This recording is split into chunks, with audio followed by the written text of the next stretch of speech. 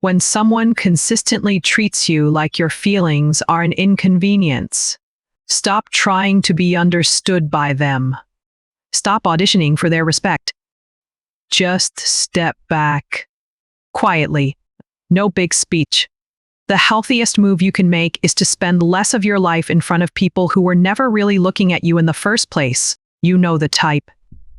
They never actually insult you. No shouting, no cruelty, nothing you could point to later and call out. But every single time you talk to them, you walk away feeling a little smaller, a little tired, a little like you just lost a game you didn't even know you were playing.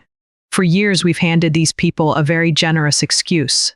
We say they have low emotional intelligence, like it's a skill they just never picked up, like one good lesson would fix them.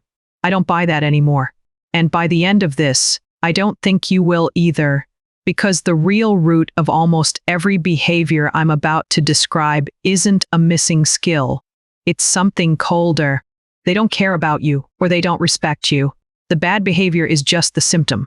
So here are 10 signs, stacked from mildly annoying all the way down to the kind that should make you quietly close the door on someone for good. Watch how the temperature drops as we go. Number 1. The backseat expert. This is the person who can't watch you do anything without correcting you. You're driving, and they tell you how to hold the wheel. You're raising your kid, and they explain how you should really be doing it. You're cooking, and they lean in to say you used too much salt. They act like they're the only competent person in the room, and everyone else is one mistake from disaster.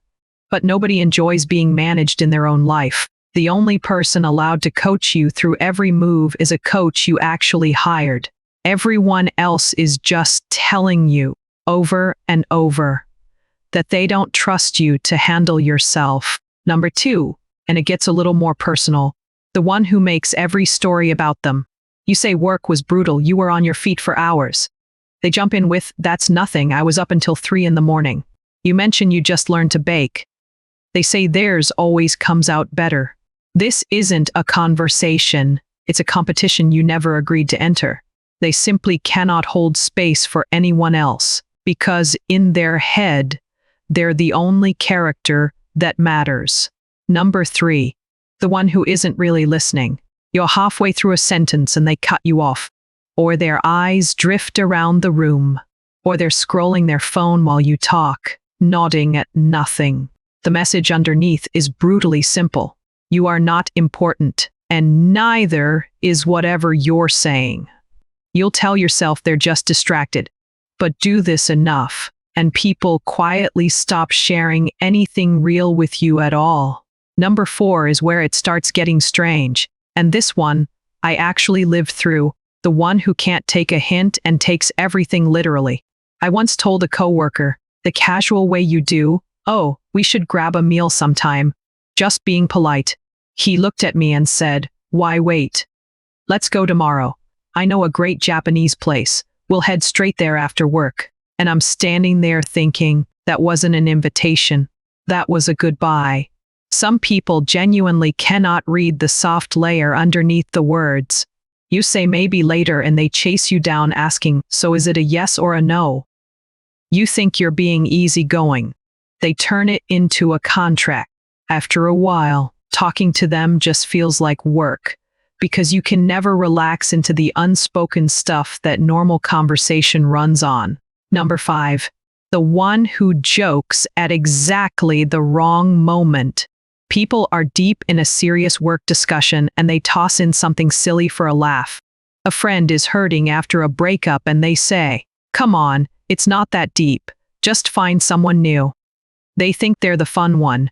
What everyone else feels is a total blindness to when humor lands and when it just wounds. And here's how you tell a harmless joker from this person. Watch what they do right after it falls flat. The harmless one reads the silence and pulls back. This one keeps going. Reading the room isn't a side skill. It's the whole skill. Number 6, the one who brags about doing you the smallest favor. Say they helped a friend move once. By the next week, they've told everyone within earshot. If it weren't for me, he'd never have finished. The guy literally can't function without me. A favor is supposed to be a gift. The moment you start collecting interest on it in public, it stops being kindness and becomes a receipt you keep waving in someone's face. They think they're showing loyalty. Everyone watching just sees someone turning a good deed into leverage. Number 7. The one who asks for help like you owe it to them. Grab me that. Do this for me. Handle that, would you? No, please, anywhere in sight. And after you've done it, no thank you either, because in their mind, you were always going to. This is where we cross a real line. Because now it isn't awkwardness, it's entitlement. They've quietly decided your time and effort belong to them by default. And people like this always end up surprised when, one by one, the helpers around them disappear. Number 8. And I've got a fresh wound for this one. The one who pours cold water on anything good in your life. I just finished decorating my first real home. I posted a photo with this happy little caption. Finally got a place of my own. And a friend commented, publicly, that style looks dated. The light in that layout is terrible. You probably overpaid. I bought a new phone once. Genuinely excited, and someone said that brand breaks easily. You share a view from a trip and you get, oh, I went there ages ago. Nothing special. It's like your happiness is a small fire that personally offends them. Something they have to put out. And ask yourself, why? A person who actually cared would feel a spark of joy when you're happy. These people feel the opposite. That tells you everything. Number 9. The one who loses control and doesn't care who's watching. They blow up in public. They start fights in a group chat without a second thought. The moment they're angry, they cut people off, block them, burn it down. Zero regard for the fallout. And later, once they've cooled off, sure, they regret it. But the damage is already done. And not every wound heals just because someone says sorry. What's underneath this isn't a temper problem. It's that, in the heat of the moment, your feelings and your dignity simply don't register as something worth protecting. And number 10, the heaviest one, the person who exposes your weak spots in front of everyone. This is the friend at dinner who points at the drink in your hand and says, loud enough for the whole table, aren't you supposed to be on a diet? And you still order that? No wonder you've been at it half a year with nothing to show for it. Total waste. I know that one because it was said to me while I was already anxious about my weight, already trying so hard to be careful. They'll out your salary at a group dinner. They'll bring up the date who rejected you in front of strangers. And they call it being honest, being a straight shooter. It isn't. It's standing in a crowded room and grinding someone's dignity into the floor for sport. Real honesty protects the person you're being honest with. This protects nothing. It only feeds the speaker.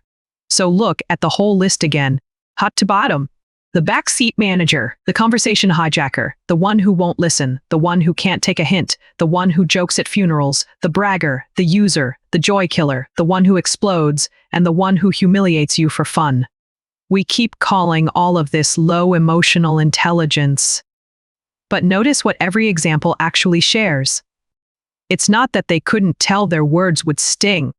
Plenty of them are clever, actually sharp people. It's that.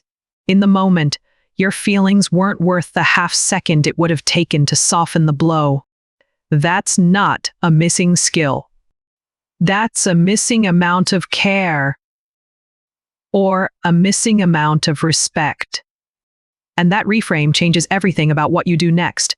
Because if it were really just low emotional intelligence, you could be patient, you could explain, you could help them grow. But you cannot teach respect to someone who already decided you don't deserve it. Trying to have a heartfelt talk about emotional intelligence with a person who doesn't care about you is just handing them one more chance to make you feel small. You're not fixing them. You're volunteering. So here's the one thing I want you to keep from this.